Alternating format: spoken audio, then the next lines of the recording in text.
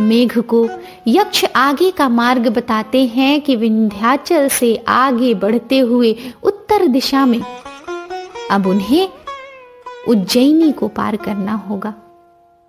उज्जैनी अर्थात उज्जैन, जो कि मध्य प्रदेश में है। यक्ष कहते हैं कि अलकापुरी के लिए उत्तर दिशा में जाते समय तुम्हारा मार्ग तो टेढ़ा होगा, फिर भी उज्जैनी के धवल प्रासादों का, भव्य महलों का परिचय प्राप्त करने से विमुख मत होना, और वहां पर सुंदरियों के नेत्रों से यदि क्रीड़ा नहीं करोगे तो तुम्हारा जन्म लेना निरर्थक हो जाएगा। यक्ष कहते हैं, यद्यपि कुछ टेढ़ा पथ होगा, फिर भी होना उत्तरगामी। उज्जैनी के नगरों से फिर देखो सौध सदन नामी। महलों के शिखरों से मत प्यार विमुख घन तुम होना। परिचय कर लेना रमणी से, शुभ अवसर मीत नहीं खोना। चमचम चपला से भय खाती, नागरियां चंचल चितवन। यदि नैनों से इनके ना खेले, असफल ही तेरा जीवन। तेरे पथ प्रचल तरंगों से, मुखरित खग पंक्ति कर धनी सी। पत्थर टुकड़ों से टकरा कर बहती इठलाती रमणी सी। धारा बिच बनती भंवरों की, ना भी दिखलाती अति सुंदर।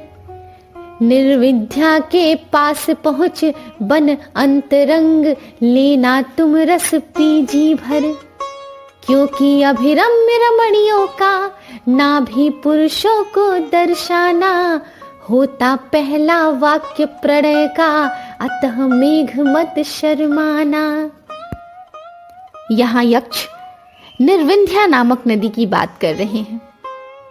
निर्विंध्या नदी, जिसके तरंगों की ध्वनि करधनी के समान है, जिसकी धारा के बीच बनने वाली भंवर सुंदर स्त्री के नाभि के समान है। हे मेघ, ऐसी मनोहर निर्विंध्या नदी के पास जाकर उसके रस को ग्रहण करने में अंतरंग बनो और इस प्रकार मार्ग में आगे बढ़ना।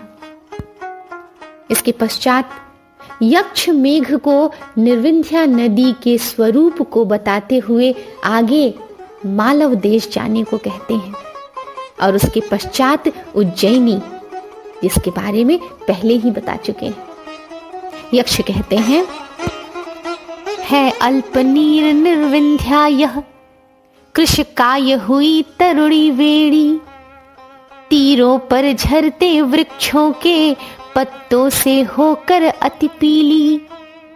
इस तरह प्रवासी मेघ तेरा सौभाग्य प्रकट करती प्यारी। विरहाकुल तनुता त्याग करे, करना विलास विधि घन सारी।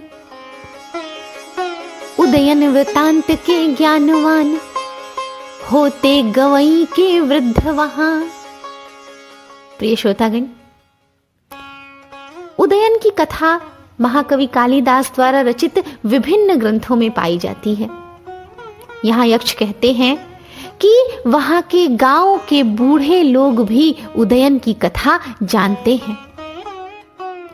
उदयन वृतांत के ज्ञानवान, होते गवई के वृद्ध वहां। है प्रियवर मेरे मित्र मेघ, तुम जाना मालव देश जहां। फिर जाना नगरी उज्जैनी, जिसकी छवि पहले बतलाया। है अतुल संपदा से शोभित, जैसा तुमको था समझाया। अल्प शेष निज पुण्य बलों से, स्वर्गागत कुछ भाग्यवान। स्वर्ग खंड ही हर लाए, है वही उज्जैनी ख्यात नाम। हर सुबह जहां कल हंसों के अभिगूंज घरों में पहुंचाता। विकचित पद्मों के परिमल को झोंकों से रह रह फैलाता। वह शिप्रावात मिटाता भी, रति खेद रमणियों कारम कर। जैसे प्रियतम बन चाटुकार, याचना करे रति हित जम कर। उज्जैनी की रमणीयता और सुंदरता का वर्णन करते हुए यक्ष मेघ से कहते हैं कि इस शोभा को देखते हुए तुम अपनी सारी थकान दूर कर लेना। वातायन से अलक निकाले, धूपों से करती गंध जहां, जिनके सुरभित धूमों से तुम तन भर लेना मेघ वहां। लेकर फिर नृत्योपहार उन भवन मयूरों के सुंदर, जो थिरक रहे आनंद मग्न तेरे ही आने पर प्रियवर। सब सुमन सुगंधित धनिक महल, वनिता पद चिन्हित लाल ललित। उज्जैनी छवि को निरख मेघ, कर लेना उनसे थकन शमित। आगे के मार्ग का वर्णन करते हुए यक्ष मेघ से कहते हैं, हे नीलकंठ के गले की सी कांति वाले मेघ, शिव के गढ़ तुम्हें आदर पूर्वक देखेंगे और तुम आगे गंधवती नाम की नदी की वायु से कंपित उद्यान वाले, त्रिभुवन के स्वामी महाकालेश्वर के पवित्र स्थान महाकाल को जाना। अर्थात अब मेघों को आगे महाकाल इस स्थान पर जाना होगा। तुम नीलकंठ की कांति लिए, छविमान अरे सुंदर श्यामल। शिवगढ़ भी शिव रूप समझ, अपलक निरखेंगे सब हर पल। जल क्रीड़ा में निरत तरुणिया, पंकज पराग रंजित वदना। तन छूकर जिनका नीर गमकता, गंधवती सरिता रमणा। इस नदी से उठते वातों से, झंकृत जिनके उद्यान सभी। शिव शंकर तुम्हें पुकार रहे, जाओ गौरी पति धाम अभी। हे मेघ महाकालेश्वर को तुम अपर समय पर भी जाकर, रुको वहीं जब तक की ओझल हो ना जाए यह दिन कर। यक्ष कहते हैं कि तुम महाकालेश्वर किसी भी समय पहुंचना, परंतु सूर्यास्त होने तक वहीं ठहरना, क्योंकि शिव जी की सायंकालीन आरती में तुम्हारी गर्जनाएं नगाड़ों का काम करेंगी और महाकाल की कृपा से तुम उन गर्जनाओं के संपूर्ण फल को प्राप्त करोगे। सायं के आरती समय अति श्लाघ्य नगाड़े का स्वर दो। गुरुतर तुम गंभीर नाद कर, गर्जन का विकल फल लो। रत्न खचित चामर दंडों को, लेकर विलास से कर कंपित। नृत्य काल के चरण न्यास से, कुड़त मेखला हस्त थकित। ऐसी गड़िकाएं पाएंगी तुमसे जब बारिश बूंद नवल। मारेंगी भौरों की कतार सी, भ्रू कटाक्ष है सजल जलद। यक्ष कहते हैं कि नृत्य के अवसर पर थकी हुई सुंदरियों पर जब तुम्हारी बूंदें पड़ेंगी तो वे तुम पर दीर्घ कटाक्ष छोड़ेंगी। उसके बाद सायंकालीन पूजा के पश्चात भगवान शिव जब तांडव नृत्य करेंगे, तब तुम उनकी भुजाओं से लिपट जाना और माता पार्वती तुम्हें स्नेह से देखेंगी। कवि लिखते हैं, तदनंतर शिव प्रारंभ करें जब संध्या को तांडव नर्तन।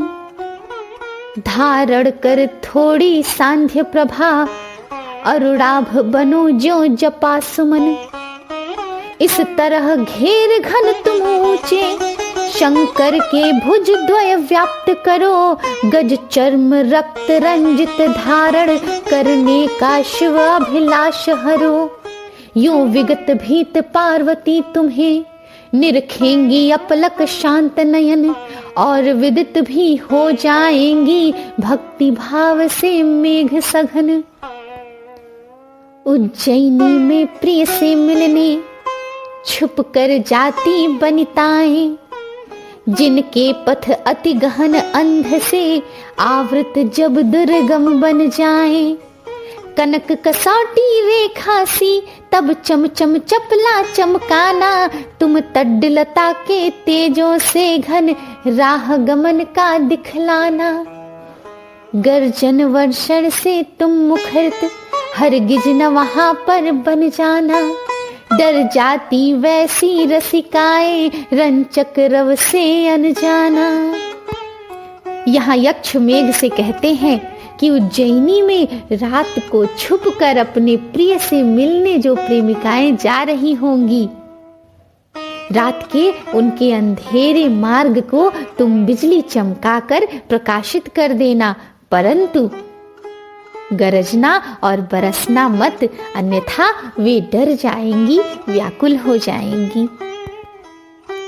इसके पश्चात किसी महल की छत पर रात्रि को विश्राम करके शेष मार्ग को पार करना, क्योंकि मित्र के कार्य को स्वीकार करने वाले सज्जन विलंब नहीं करते हैं। यक्ष कहते हैं, बहुत समय तक कौध कंप से शांत दामिनी के साजन, सो जाना तुम वहीं जहां पर सुप्त परेवा गृह छाजन। फिर रात गवा रवि उदय समय पूरा कर लेना शेष राह, मित्र का जो भी कार्य संभाले देर न करते वारी वाह। इसके पश्चात यक्ष वर्णन करते हैं गंभीरा नामक नदी का, जो कि मेघ के मार्ग में आगे पड़ेगी। गंभीरा संभवतः मालवा की वह छोटी नदी है जो कि चंबल में जाकर मिलती है। इस नदी का वर्णन करते हुए यक्ष कहते हैं,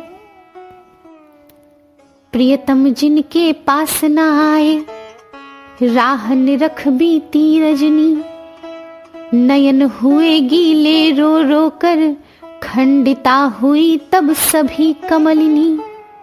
उनकी आंखों का अश्रु शमन कर देना तुम दायित्वमान, प्रियवर प्रातः आ जाएगा, इस प्रीति रीति को जल्द जान। इसलिए जब ही रजनी बीते, रवि पथ से हटना है पयोद, मिलने दो भानु कमलनी को, कर ले अब भी कुछ रति विनोद। हिम बूंद अश्रु से नलिनी के, गीले गीले से मृदुल वदन, निज किरण करो को फैला कर, आएगा करने अश्रु हरण। उस समय अगर बाधक बनकर, रोकोगे रवि कर यदि जलधर, तब काम का घातक मान तुम्हें, घन द्वेष करेगा वह दिन कर। नदी गंभीरा का जल भी निष्कलुष चित्त साति निर्मल, जिसमें प्रवेश कर जाएगी छाया तेरी सुंदर श्यामल। होगा तब कुमुदों सा उज्ज्वल, छोटी सिधरी का शुभ थिरकन, बस उसी बहाने नदी प्रिया भी करेंगी तेरा अवलोकन। अनुराग भरे उस प्रेक्षण को निष्फल मत करना है जलधर, तुम उदात्त भी रसिक शिरोमणि, अंतरंग बन होना प्रियतर। गंभीरा का सलिल वसन, अति विमल रसीला कुछ नीला, वेतस शाखों से उलझा है, ज्यों करे कोई साड़ी ढीला। सरकाया चूतर के नीचे, ज्यों तट नितंब को छोड़ चला, ठिठकी सरिता तब मूढ़ हुई, शर्माई तरुड़ी सी सरला। रसवंती गंभीरा के नीले जल वस्त्र हटा जलधर, रति में होगे संलग्न मग्न, प्रस्थान तेरा होगा दुष्कर। क्योंकि भुवनों में कौन पुरुष जो किया कभी रस पान सघन, छोड़ेगा वैसी रमणी को जो दिखा रही सरेआम जघन।